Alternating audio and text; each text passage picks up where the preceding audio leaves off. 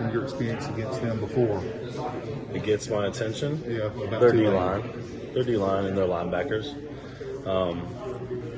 They're a tough team. They're very well put together team. They're experienced, and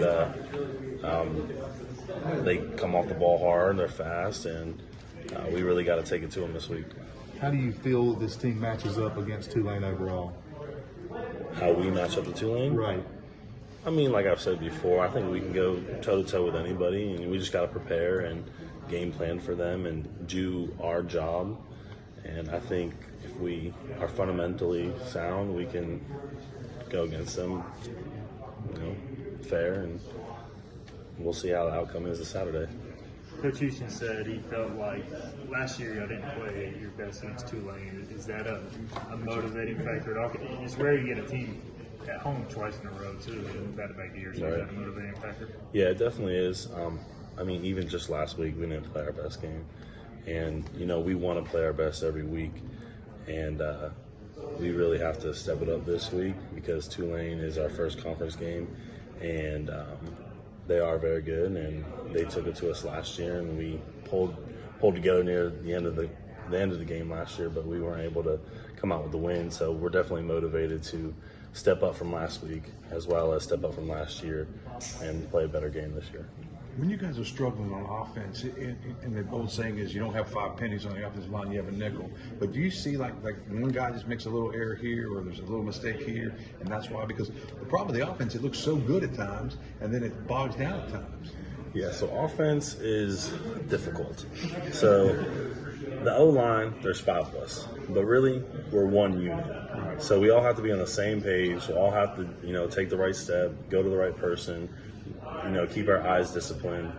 And if one of us messes up, and as one O-lineman messes up, it can trickle down the whole O-line, and it causes a train wreck, really. But it also starts with everybody else as well. So the QB, the running back, the wide receivers. So if we're not all on the same page, it's going to look like a train wreck. But when we all are on the same page, it could be a train wreck the other way. So that's why it looks like that sometimes, I would say. That's a good answer. Yeah. It was a great answer. What do you feel like the key is to getting the running game up and running a little bit? I like to put that on the O-line.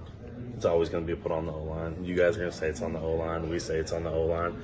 So that's what I'm going to say. It's on the O-line. It's on us. Offensive line-wise, what do you guys got to do well to communicate?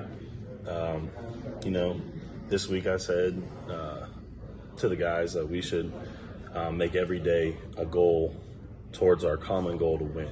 So what are we going to come up with Tuesday at practice? What's going to be our goal today? What are we going to get better at? What are we going to focus on today that we might have messed up last week? Like I'm going to take a better inside zone step, a better mid zone step, or I'm going to work on my hand fighting with pass protection.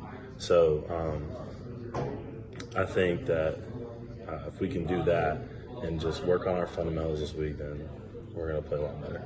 Fernando, you and the other linemen are kind of reserved in these types of settings. What's game day Fernando like? What's game day in the offensive lineman room like? It's different with everybody. Some people like to just sit in their corner and listen to their music, and some people like to get nice and loud and rowdy. I like to stay cool, calm, and collected, I guess, until it's time to play. It is exciting, though, but you don't want to burn out beforehand. So, we go out there and we warm up, and we pretty much have a little practice for 45 minutes before kickoff. So you don't want to get all hype and crazy and, blow all your steam pretty much before the game. So sometimes before the game, you might see me, I might just be a little, just chilling. But then once I want to go out there on the field, I'll be coming off the ball hard and rocking. It's Monday Night Raw Yeah. once you hit the field. Yeah. So with Avery being out, Trent's had to step in, or Avery being a little banged up, Trent's had to step in a little more, play some center. How has that affected y'all's communication on the offensive line? Honestly, it's not too much different. We all communicate from right tackle to right guard to center, to left guard to left tackle. And every play, we're all supposed to be communicating. You were talking about what the front looks like, where the linebackers are, where the safeties are lined up, who might be blitzing, who's not blitzing, who can blitz. Just like how we're IDing the play, who we're going to block to, which direction we're going. So every play, everyone's really talking to each other. So it doesn't really make a difference when one person's subbed out or one person goes left or right. So it's always really the same. We're always communicating with each other. Going back to that Tulane game last year, when that happens and a team comes here and kind of wins like that, do you remember specifics from that game at all, or now is it kind of still too long ago? I guess? I know some people, games stick with them, like personally, and like certain things that happened in the game, or someone said something, or a one big play, or one fumble, interception, something like that. But for me, I don't really get caught up on all that because I'm always thinking, next play, next week, what am I going to get better at? What are we going to get better at?